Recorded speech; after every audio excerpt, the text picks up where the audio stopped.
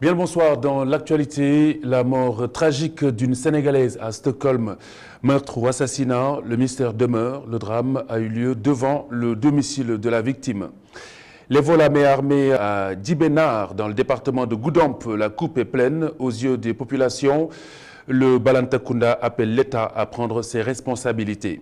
Déguerpissement des occupants du marché Sandaga, léger différé de l'opération pour des raisons pratiques. Le préfet de Dakar, qui l'indique, signale un retard sur les travaux du site de recasement. L'invité du vendredi est partie prenante. Dame Nyang est dans nos murs. Il est le porte-parole adjoint de And Tahaou Sandaga, le collectif des commerçants.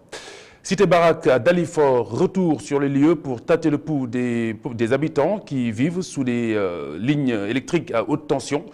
Ils sont censés déguerpir. En revanche, la question des indemnisations semble entière.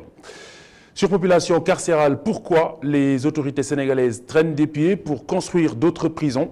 Vous trouverez un élément de réponse dans l'imaginaire sénégalais. Oumar Kane, Gorgui Diaw Thiam nous en disent un peu plus dans cette édition. Bienvenue à tous. Dans un instant, le développement de tous ces titres.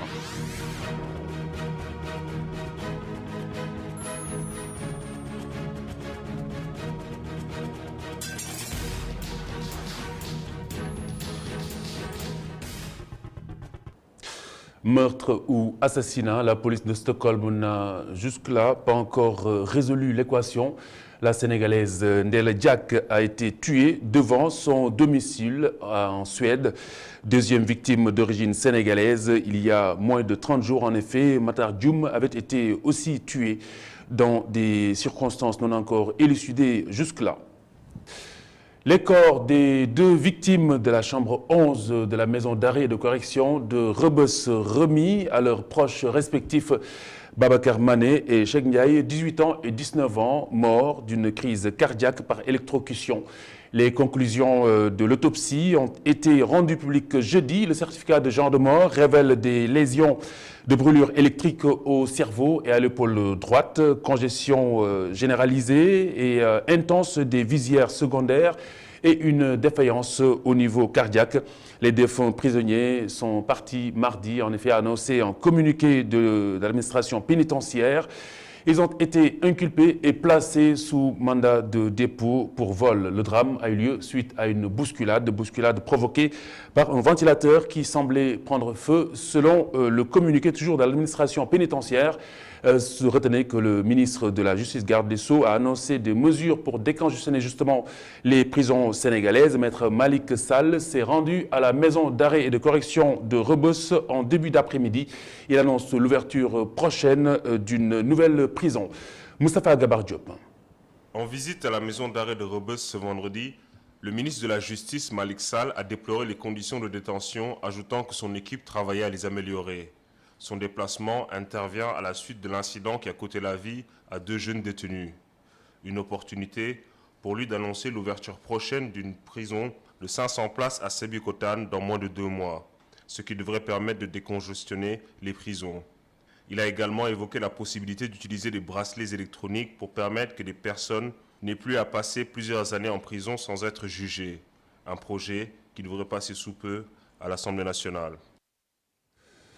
Moustapha Gabar Diop, visite donc du ministre de la Justice suite à ce drame qui remet sur le tapis la problématique de la surpopulation carcérale au Sénégal. La question est sur toutes les lèvres.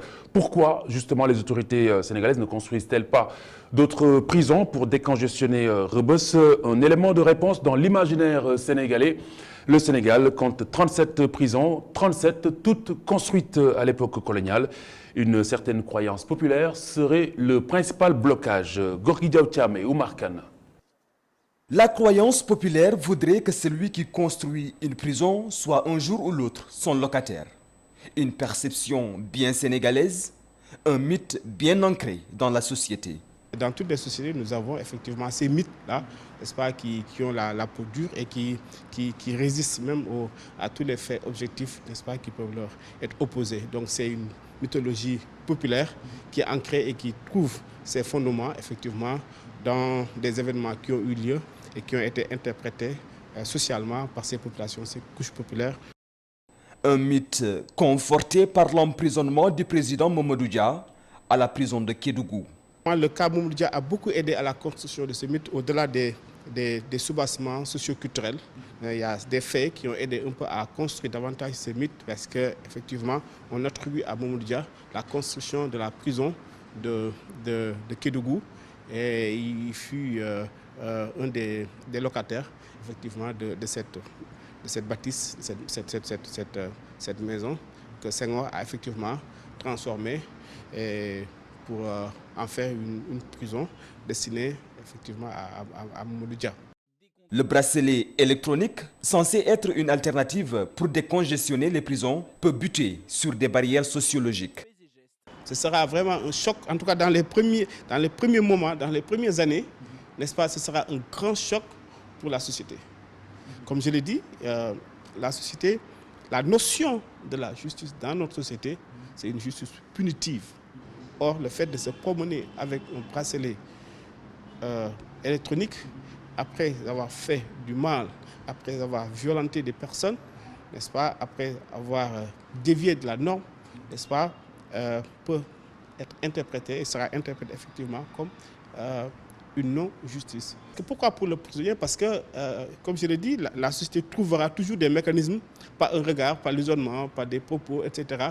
Toujours une intelligence, n'est-ce pas, pour, n'est-ce pas, isoler la personne. Le Sénégal compte 37 prisons, des prisons toutes construites depuis l'époque coloniale. Malgré la surpopulation, aucune nouvelle prison n'a été construite depuis des décennies. La prison de Rebeuss, construite pour une capacité de 600 détenus, en compte aujourd'hui plus de 2500.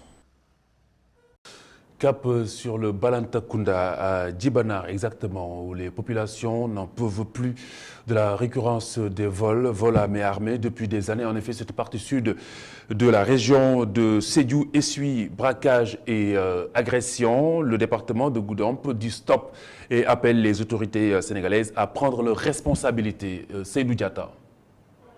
Après avoir frappé à toutes les portes pour exiger plus de sécurité sans la moindre réaction des autorités, ces populations de Djibanar ont finalement décidé d'investir la RN6 pour hausser le ton.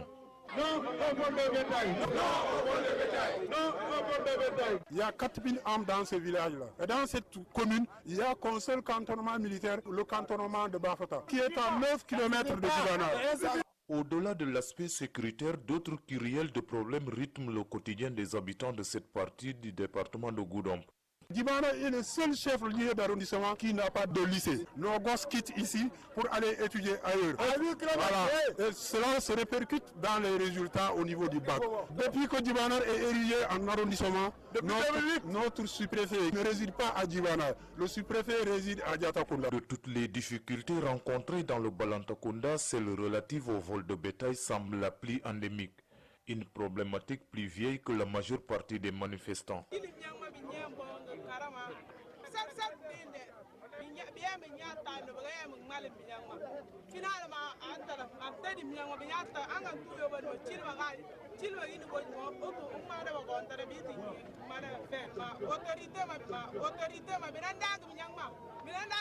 Le peuple du Balantakunda est un peuple travailleur, mais l'insécurité, le vol de bétail, les attaques à répétition nous rendent pauvres. Cette marche sur fond de colère, bien qu'étant l'acte 1 d'une nouvelle forme de combat, risque de ne pas être la dernière. Car pour les populations, c'est une question de survie. Le sit-in avorté des travailleurs de PCCI, une poignée de manifestants aussitôt dispersés après une tentative de rassemblement devant les locaux, ou plutôt le siège de Orange sur la VDN. Les forces de l'ordre en ont d'ailleurs interpellé certains. Alors, Cheikh Hassan Fall et Barroso étaient sur place. Ils n'auront pas eu le temps de rejoindre le siège d'Orange. Sans sommation, les policiers les stoppent net. La dizaine de manifestants étourdis, comme les activistes et les journalistes, ont vite été dispersés. 5 personnes, dont Guy-Marie Sagna et des travailleurs de PCCI, sont interpellés. 14 mois sans salaire, les travailleurs du centre d'appel réclament les 404 millions de francs CFA que leur doit la multinationale de télécommunications, après que ce dernier a été condamné par la justice sénégalaise. C'était au mois de juillet de cette année. Cité Barak à Dalifort, le quartier sous les lignes électriques à haute tension. Le site devrait justement accueillir un projet de la Sénélec, la société nationale, qui déclare avoir indemnisé 98% des habitants. Seulement, ce chiffre n'est pas tout à fait reconnu sur place. Nous verrons tout à l'heure le reportage d'Augustin Mandang et Matar Nguer avant la fin de cette édition. Automobiliste, si vous n'avez pas encore renouvelé votre permis de conduire, eh bien, pas de panique, vous avez encore jusqu'au 31 décembre prochain pour vous mettre à la page. Le deadline, en effet, pour le retrait des anciens documents était fixé au 3 septembre prochain. Voici le directeur des transports routiers au micro de Cheikh Sall. Le chef de l'État, son Excellence, M. Macky Sall, président de la République du Sénégal, a instruit le ministre des Infrastructures, des Transports terrestres et des Emplois, M. Oumar Youm, de prendre toutes les dispositions pour prolonger le délai jusqu'au 31 décembre 2019 pour les permis qui sont délivrés à Dakar. Dépasser cette date, les permis qui sont délivrés à Dakar en format papier ne seront plus valides en circulation. Pour les permis qui sont délivrés dans les régions, le délai court jusqu'à la date anniversaire de leur début d'ouverture de service. À l'endroit des Sénégalais de l'extérieur, les concitoyens qui ont des permis sénégalais qui sont à l'extérieur, rappelez que la législation dans les pays où on n'a pas une convention de convertibilité de permis de conduire, vous n'avez que 6 mois pour conduire avec le permis sénégalais. Sinon, si vous n'avez pas un permis international qui va durer 1 an, vous ne pourrez pas conduire avec un permis sénégalais. Par contre, si vous êtes dans un pays, dans l'un des pays où on a une convention de convertibilité de permis de conduire, effectivement, vous pouvez, dans ces pays, convertir ce permis après avoir déposé un certificat d'authenticité que l'administration de ce pays envoie donc à l'administration sénégalaise pour certification.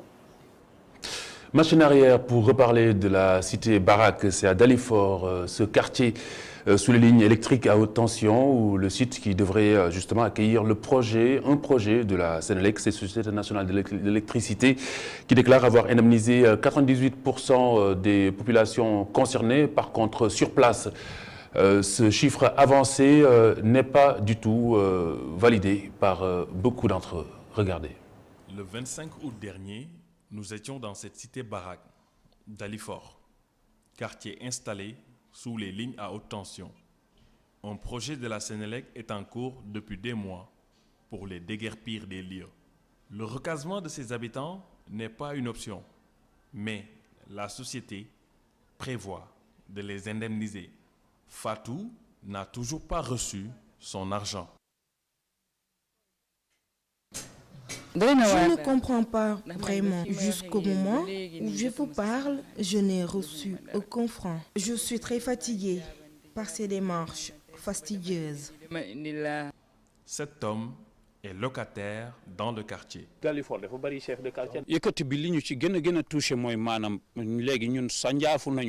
Ce qui me dérange le plus dans ce projet, c'est la pression des autorités.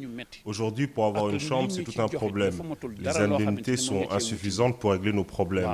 Les sommes tournent autour de 60 000, 75 000 et vont jusqu'à 150 000 francs CFA.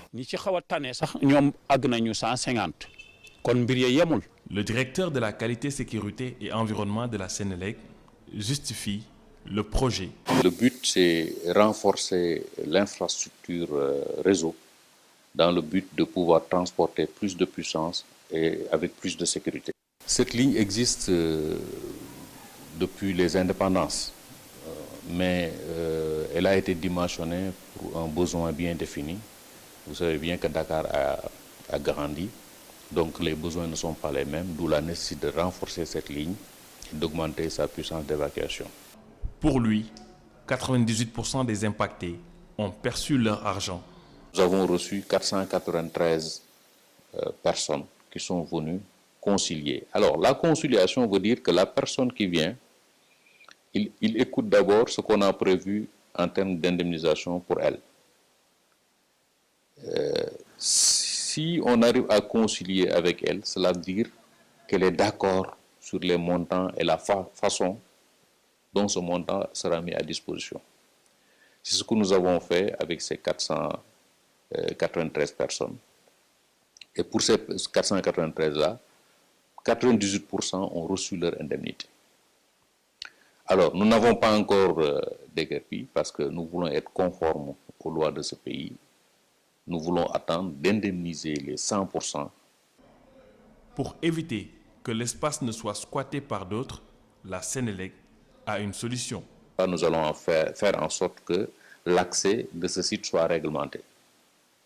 Les parties qui traversent les quartiers, nous ne prétendons pas diviser un quartier en deux en mettant un mur, mais nous pouvons, en accord avec les populations, de manière inclusive, identifier des solutions.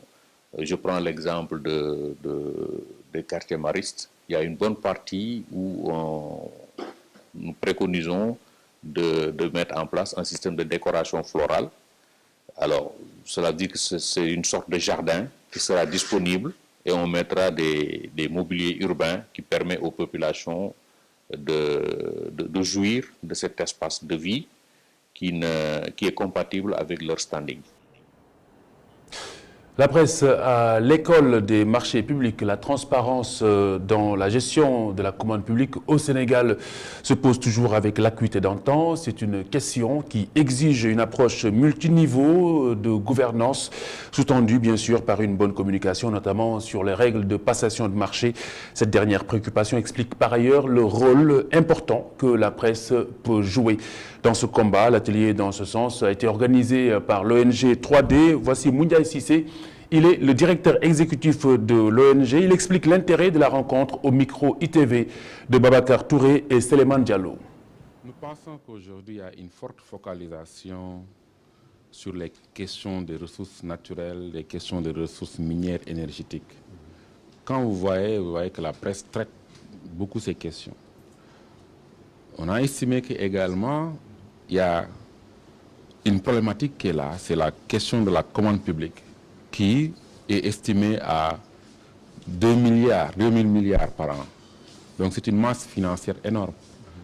Et nous avons pensé que les journalistes devraient pouvoir être mis à niveau sur ces questions, sur comment ils doivent traiter ces questions avec efficacité. En sport, le coup d'envoi de la Coupe du monde de basket FIBA 2019, c'est en Chine. C'est à partir de demain et ce jusqu'au 15 septembre 2019. Le Sénégal affronte la Lituanie, l'une des meilleures équipes en Europe, classée 6e au classement mondial dimanche. Le deuxième match des Lions de la Teranga est prévu mardi et ce sera avec l'Australie. Jeudi, les Lions vont en découdre avec le Canada. La délocalisation des commerçants du marché Sandaga reportée sine die, le préfet de Dakar qui l'indique parle justement d'un léger différé en attendant de parachever les travaux en cours sur le site de recasement. Écoutez Aline Badara Samb au téléphone de iRadio. Le temps pour moi de rejoindre l'invité du vendredi, Dame Nyang, porte-parole adjoint de ATS Andetahaou Sandaga. Des sites de recasement avaient été ciblés parce que, comme vous l'imaginez, il ne s'agit pas de faire sortir les gens pour les jeter dans la rue. Donc l'État, dans le cadre d'une prise en charge de leurs préoccupations, a ciblé, sous la direction de l'autorité de Michel Ministre, des sites de recasement, particulièrement le champ de course et ce que l'on appelle communément le centre commercial Guilibay. Les travaux d'aménagement ont démarré sur ce site de recasement-là, sur Guilibay et sur le champ de course particulièrement. Ces travaux sont en cours. Il se trouve que la date du 30 avait été très fixée en espérant que les travaux allaient connaître un aboutissement, mais compte tenu quand même de la qualité et des normes qu'on voudrait donner à ces lieux de recasement, les travaux, bien qu'étant très avancés, n'ont pas encore démarré. Ce qui veut dire qu'il y aura un léger différé de la délocalisation des cantines et des commerçants de Sandaga. Et aujourd'hui, je les ai rencontrés en présence de Michel, le secrétaire général du ministère de l'Urbanisme, du Logement et de l'Hygiène publique, pour leur donner cette nouvelle, mais également, surtout, pour les convier tout prochainement aux prochaines étapes consistant à visiter le site, parce qu'il s'agit d'un déplacement consensuel et concerté, mais également fiabiliser le recensement pour que tout puisse se dérouler dans d'excellentes conditions. Voilà, donc il ne s'agissait pas d'une date butoir comme l'ont dit certains, hein, mais en réalité, c'était des prévisions qui seront légèrement dépassées. Dame Niang, bonsoir.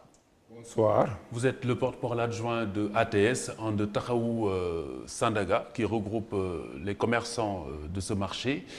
Alors vous êtes plutôt, j'imagine, satisfait de ce report annoncé par le préfet. Quel est votre sentiment? Permettez-moi tout d'abord de vous saluer et de vous remercier pour cette invitation. Je vous en prie. De saluer aussi tous les membres de l'association de Taxawu Sandaga. Bien sûr, nous sommes satisfaits parce qu'il y avait beaucoup de manquements à combler avant de prendre une date pour la fermeture du marché, puisque le préfet nous a convoqués hier pour nous dire qu'on va finalement ce soir la fermeture du marché sur un nouvel ordre parce que l'aménagement qu'on faisait sur les sites de recasement n'était pas encore terminé. Nous sommes satisfaits, bien sûr. Vous êtes satisfait, alors qu'est-ce qui explique cette résistance? Vous parlez de manquements, il y a eu beaucoup de manquements, c'est ce que vous dites. Et c'est ce qui explique certainement les résistances qu'on a constatées avant que vous ne souhaitiez obtempérer. Quels ont été ces manquements? Tout d'abord, nous avions déjà travaillé sur une maquette avec le ministre du Commerce d'alors, Aliou Sarr. Une maquette qui est déjà là, qu'on avait validée en 2018, le mois de septembre 2018. Mais à notre grande surprise, le 5 août passé, le ministre de l'Urbanisme nous a convoqués à la Chambre de commerce pour nous présenter une autre maquette différente de la maquette sur laquelle on avait travaillé. C'est pour cela qu'on a décliné cette maquette. Et on a revendiqué notre maquette, la maquette sur laquelle on avait travaillé.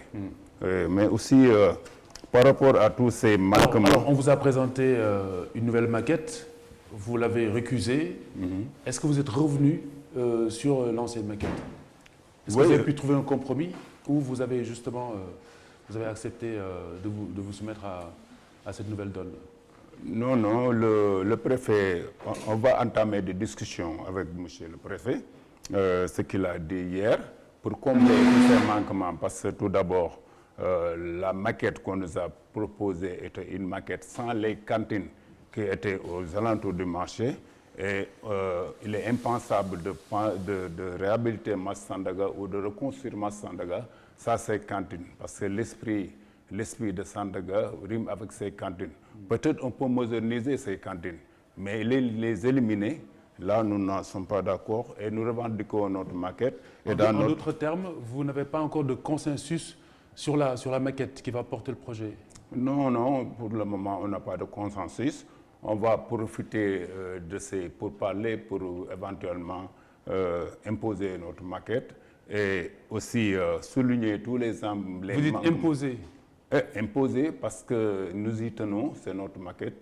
Et c'est le président de la République que nous remercions qui avait demandé au ministre du Commerce d'alors, Aliou Sarr, de nous impliquer en amont et en aval dans cette maquette. Donc cette maquette, on a travaillé avec toutes les autorités de l'État, l'adjectif, la CETUD, le groupement des sapeurs-pompiers, tous ces démembrements de l'État. Donc nous revendiquons cette maquette. Alors comment est-ce que les autorités vous ont justifié justement ce changement de maquette? Nous ne nous avons rien expliqué. Nous ne savons pas par qui cette maquette, qui a confectionné cette maquette, mais nous n'étions pas impliqués dans la confection de cette maquette. Donc, c'est pourquoi on l'a décliné. Ce qui veut dire que sans la maquette initiale, vous n'allez pas obtempérer? On va discuter avec le ministre de l'Urbanisme. Vous restez ouvert tout de même? Oui, nous sommes ouverts. On va discuter. On va essayer de souligner tous les manquements parce qu'en dehors de ces maquettes, les sites de recasement, on n'était pas impliqués dans le choix des sites de recasement. Justement, on a parlé du champ de course. Vous avez pris connaissance de ce site de recasement?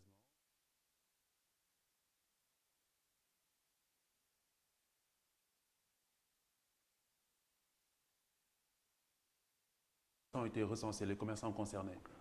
Tout d'abord, on doit travailler sur ce recensement. Eux, ils ont ciblé... Vous n'avez pas encore recensé le nombre de... Non, parce que c'est eux qui ont fait le recensement. Ils ont ciblé 300... Quels chiffres vous ont-ils donné? 365 commerçants. Mais ce qui nous inquiète, c'est que le ministre a impliqué l'avenue Émile Badiane, les cantines qui sont dans l'avenue Émile Badiane, dans ce déguerpissement. Alors que les cantines qui sont autour de Sandaga font plus de 300. Quel chiffre vous avez au niveau de votre collectif? Bon, on va y travailler avec le préfet et on va recenser tous les cantines qui seront concernées par le déguerpissement, mais ce sera de la responsabilité du préfet de les informer parce que ces commerçants ne savent pas jusqu'à présent qu'ils sont concernés par ce déguerpissement. Donc en réalité, le déménagement n'est pas imminent, on peut le dire, sans risque de se tromper. Le déguerpissement n'est pas encore imminent, la fermeture de ce marché n'est pas encore imminente parce qu'il reste beaucoup de manquements à combler. Donc on va s'asseoir sur une table, discuter et combler tous ces manquements. Donc vous êtes en train de dire que les autorités ont mis la charrue devant les bœufs? Ça, on peut être certain de le dire parce que pour vraiment entamer ou choisir une date pour la fermeture de ce marché, il fallait au préalable discuter avec les commerçants. Ce qu'ils n'ont pas fait, ils ont convoqué les commerçants le 5 août pour dire qu'on va fermer le marché le 10 août, ce qui n'était pas possible. Alors quelles sont les mesures d'accompagnement qu'ils vous ont promis, disons? Oui, ils ont promis des mesures d'accompagnement que nous saluons d'ailleurs. D'après ce qu'on sait, ils vont mettre tous les commodités possibles pour nous permettre de vraiment mener notre commerce à bien. Donc les commodités seront au rendez-vous, mais est-ce que le respect des normes, le respect des règles sera au rendez-vous? On le sait, Sandaga a connu beaucoup d'incendies.